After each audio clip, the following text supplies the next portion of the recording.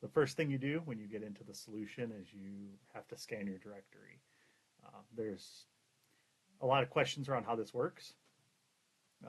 Basically, you can scan one directory and pull everything in if you want to. I've had users go out there and scan their entire drive, just knowing that the more files that are in that directory, the longer it's going to take. If you're going to do a whole drive, kick it off before you go to bed. Go to bed and come back in the morning, and you should have a completed library.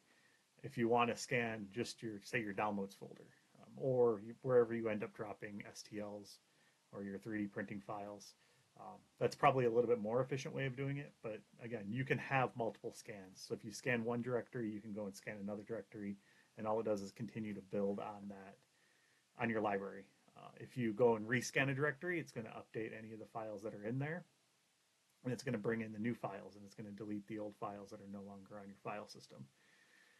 So in my case, I usually do the downloads directory because that's my massive just store of all my STLs.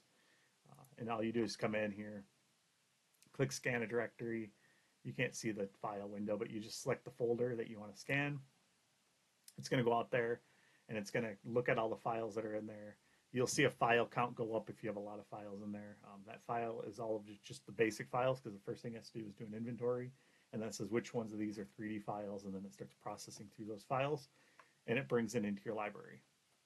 One of the other things you can do is if you have a directory that you use to drop your files in, underneath settings, you can do your STL home. And if you put a directory in here, so if I select just the directory that I've selected now, each time you open up the application, it's going to go check for changes in there. So once you get your library cleaned up, once you get all your duplicates handled, and if you have a way and you want to kind of keep things going forward, I wouldn't select an entire drive here, but if you have a folder that you're dropping your 3D print files in, or you have your downloads directory, you can do that in here. And then anytime you open up the application, it's going to check for changes within that folder. So that's a good thing. That's a good way to kind of keep your process up to date and going as you move forward.